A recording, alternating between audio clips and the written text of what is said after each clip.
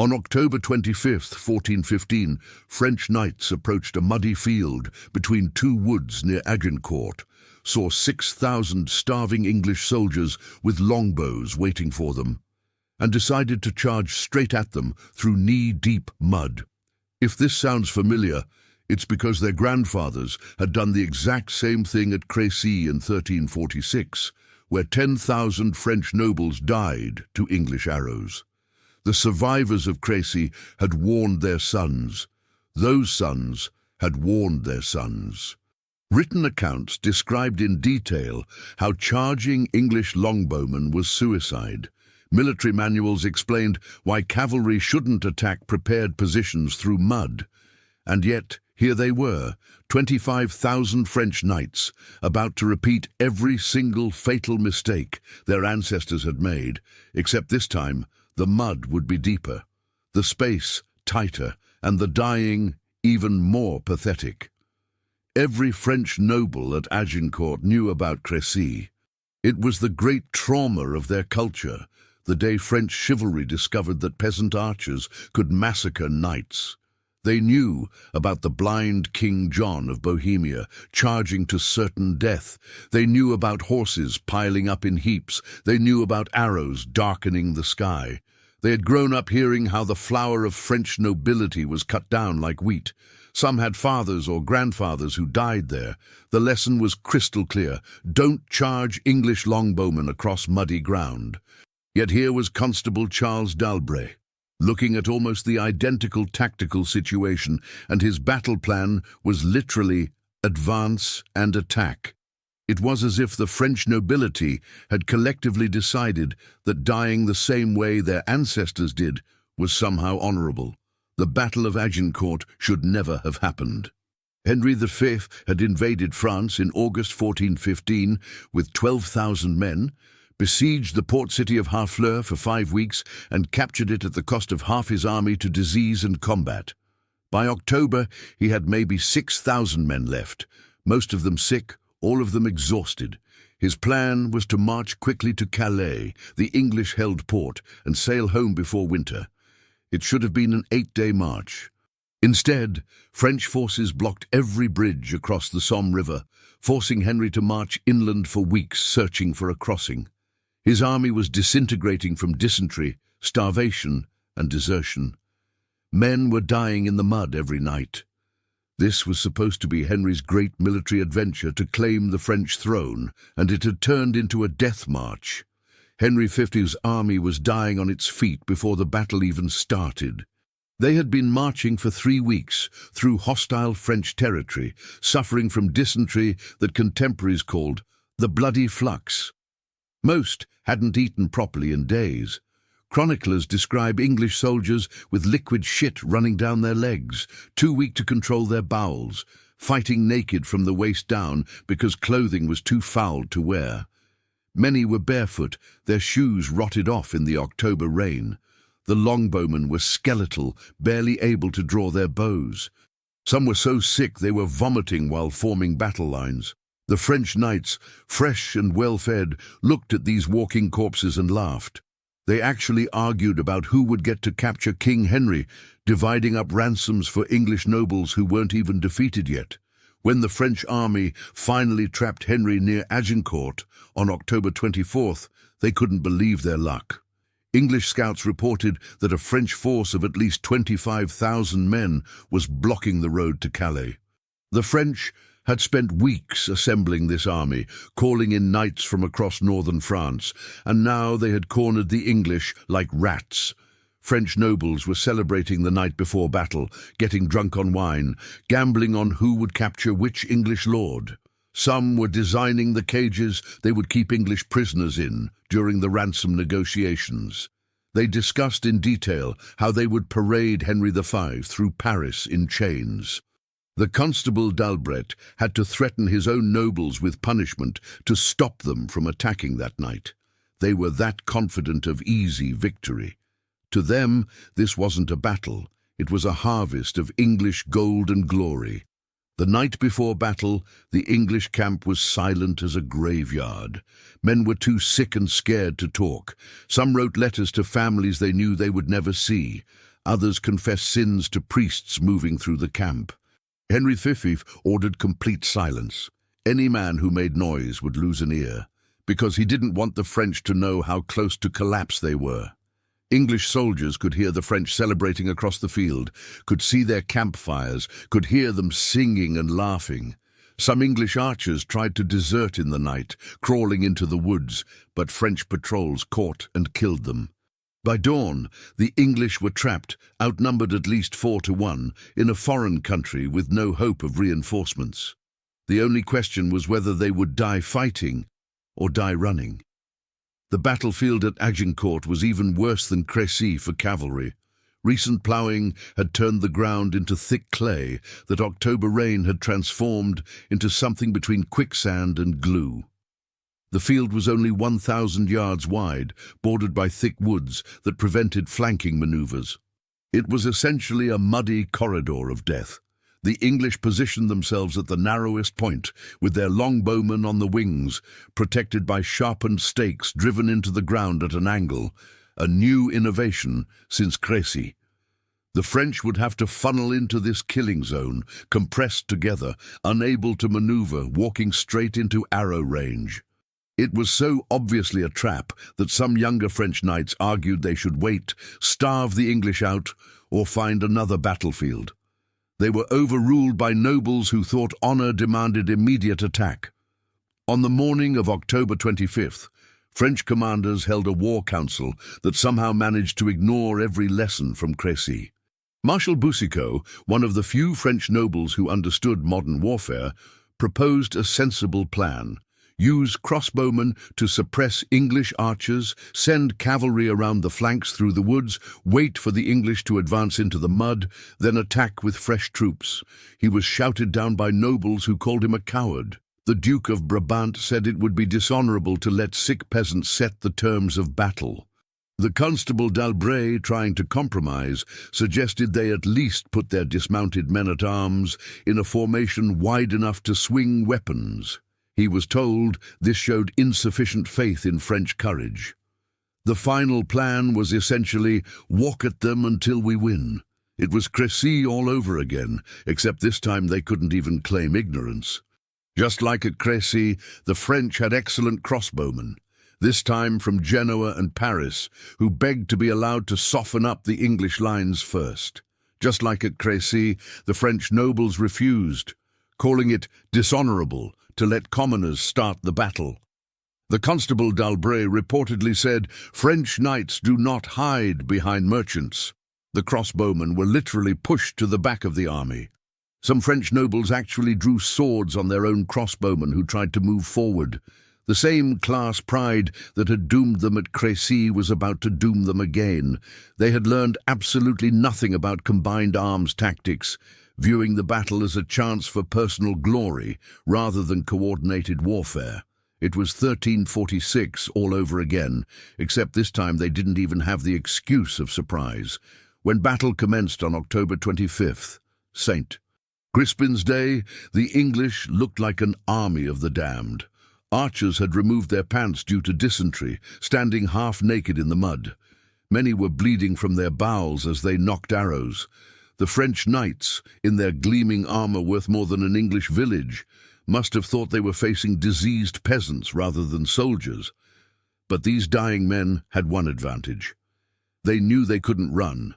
They were too sick, too weak, too far from home. They would win or die where they stood. Henry V, only 28 years old, walked among them promising that even the lowest born would be made gentle by fighting this day. He was sick himself, but refused to show weakness, wearing his jeweled crown over his helmet so everyone would know where the King of England stood. The French had learned one wrong lesson from Crécy. They decided the problem was not having enough men in the initial charge. So they arranged their 25,000 men in 3 massive battles, divisions, one behind the other, with hardly any space between them.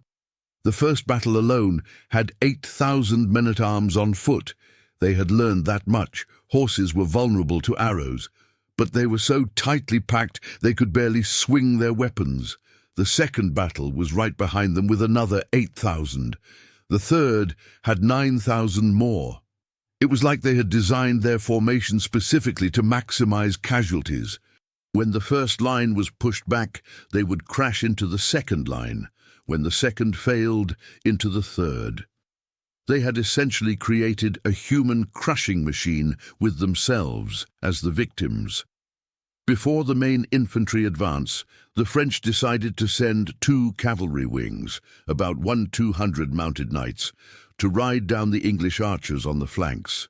It was supposed to be a simple task: gallop through peasant archers, scatter them, wheel around and hit the English men-at-arms from behind. The cavalry commanders even studied the ground the night before and reported that it was too soft for horses. They were ordered to charge anyway. As the mounted knights spurred their horses forward, the animals immediately began sinking into the mud. What should have been a thundering charge became a slow-motion stumble. Horses were pulling their hooves from the mud with each step, working as hard as if they were climbing a hill. The archers watched them coming and calmly began shooting at a speed the French had somehow forgotten was possible. The arrow storm hit the French cavalry at 200 yards, and it was Crécy all over again. Horses went down screaming, arrows in their chests and legs and faces. Knights tumbled into the mud in full armor, and those coming behind couldn't stop, crashing into the fallen. Some horses, mad with pain and arrows sticking from their bodies, bucked off their riders and fled back toward French lines, causing chaos in the advancing infantry. The few cavalry who actually reached the English archers found the sharpened stakes waiting. Horses impaled themselves, trying to jump the barriers, throwing their riders. English archers stepped aside from the stakes and shot horses and riders at point-blank range. Within 10 minutes, both cavalry wings were destroyed, having accomplished nothing except filling the narrow battlefield with screaming horses and dismounted knights floundering in the mud. The surviving cavalry fled back toward their own lines, crashing through the first battle of infantry who were just beginning their advance. The French advance began at about 11 a.m., and it immediately turned into a nightmare that surpassed even Crécy. The dismounted knights, wearing up to 60 pounds of armor, had to walk 300 yards through mud that came up to their knees.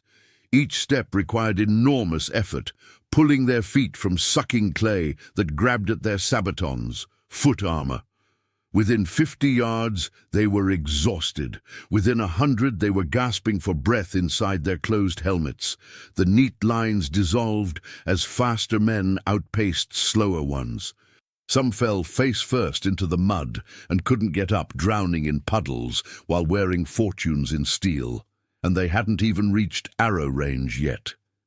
English archers watched this slow-motion disaster approaching and couldn't believe their luck. At 250 yards, the English longbowmen began their work. Just like at Crécy, thousands of arrows darkened the October sky. But this time, the French couldn't even run forward into the storm. The mud held them in place like targets at practice. Arrows found every gap in armor, armpits when arms were raised, eye slits in helmets, groins where plate met mail. The French held shields over their heads, but this forced them to lean forward, making walking even harder. Knights who fell with arrow wounds couldn't get up. Their compatriots stepped on them, pushing them deeper into the mud. The English archers, despite their dysentery and starvation, were drawing and loosing with mechanical precision, up to 12 arrows per minute per man.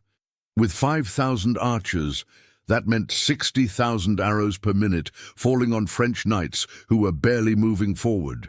The French first battle kept advancing through the arrow storm because stopping meant certain death and advancing meant possible glory.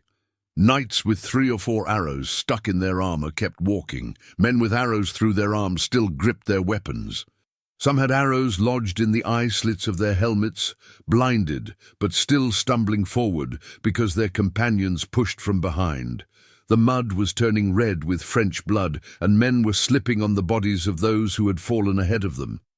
By the time the first French knights reached the English lines, they had been walking for 20 minutes through knee-deep mud, while being shot at continuously. They were so exhausted that some simply stopped at the English line, too tired to even raise their weapons, and waited to be killed. These were the finest knights in France, men who had trained for war since childhood, and they arrived at the fight already defeated by mud and arrows. As the French finally closed to fighting range, the battlefield's narrow width created a catastrophe worse than anything at Crécy. The 8,000 men of the first battle were compressed into a front of maybe 400 yards. Men were pressed together so tightly they couldn't raise their weapons. The wings, trying to avoid the arrow storm, pushed toward the center. Knights were literally crushing each other to death before they even reached English lines. When they finally made contact with the English men-at-arms, they were so exhausted from the mud march and so compressed together that they could barely fight.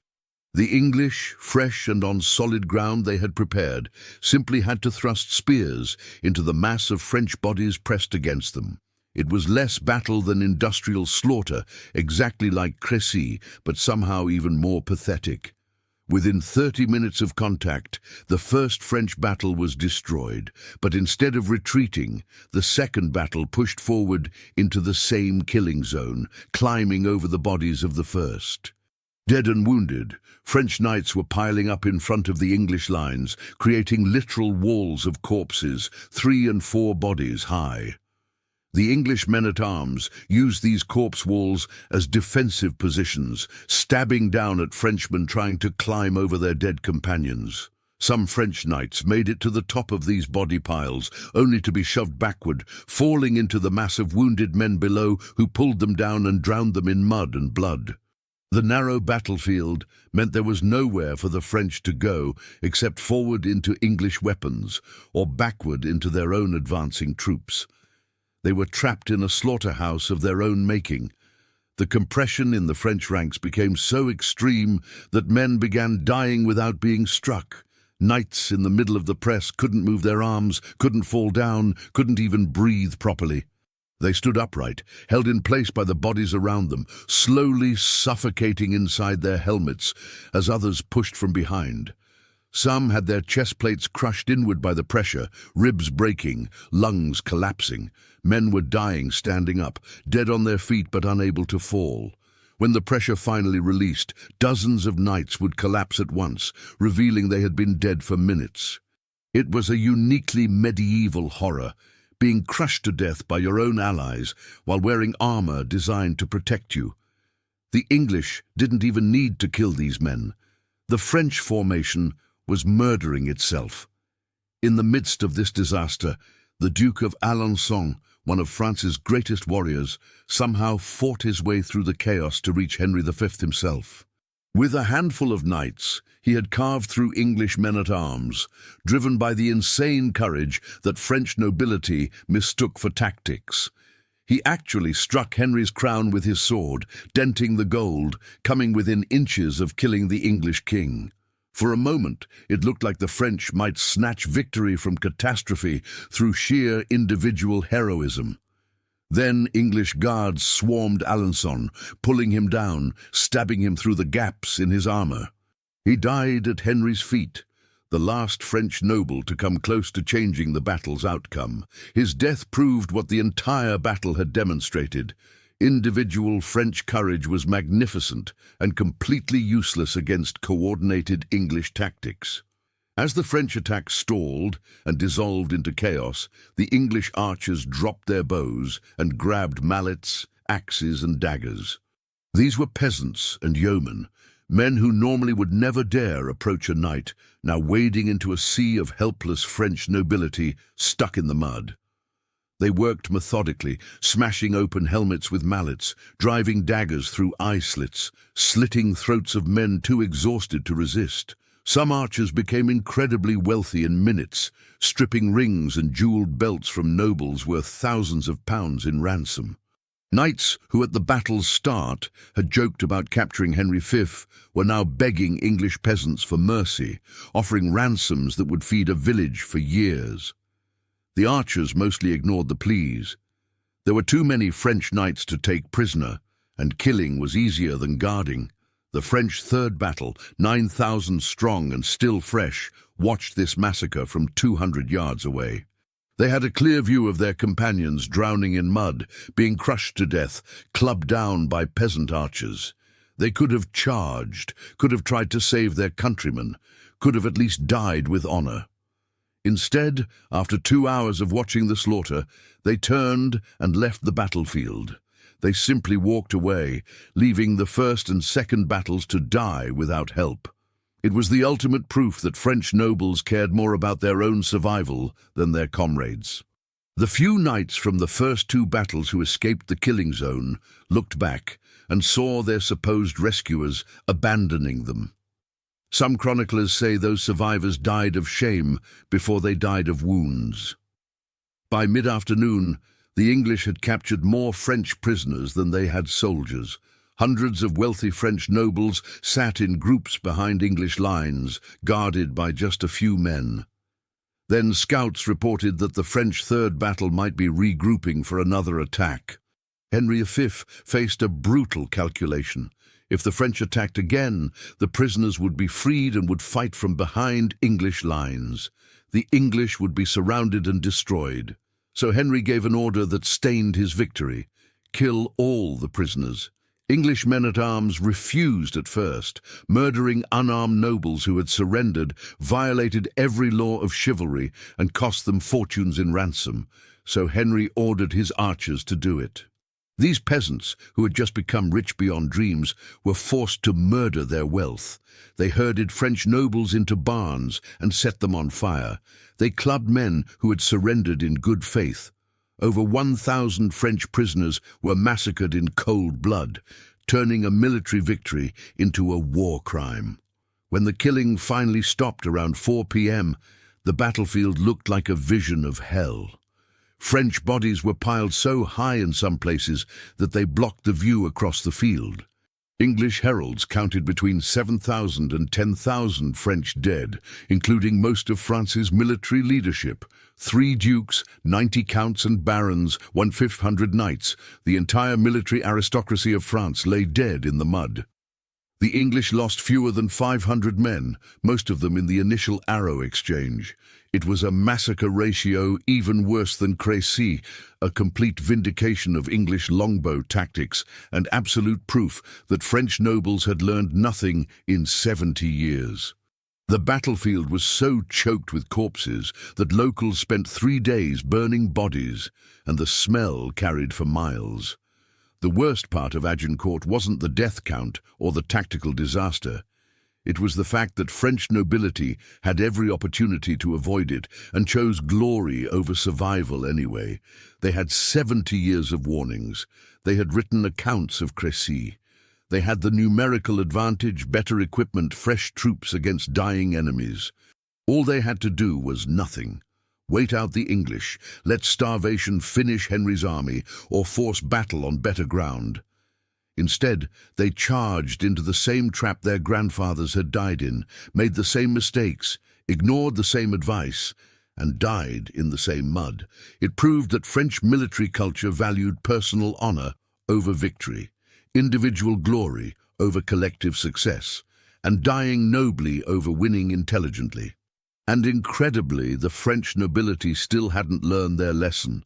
They would lose battles the same way for another 100 years, until Joan of Arc finally taught them that peasants with weapons could actually win wars if you let them fight smart instead of making them die prettily.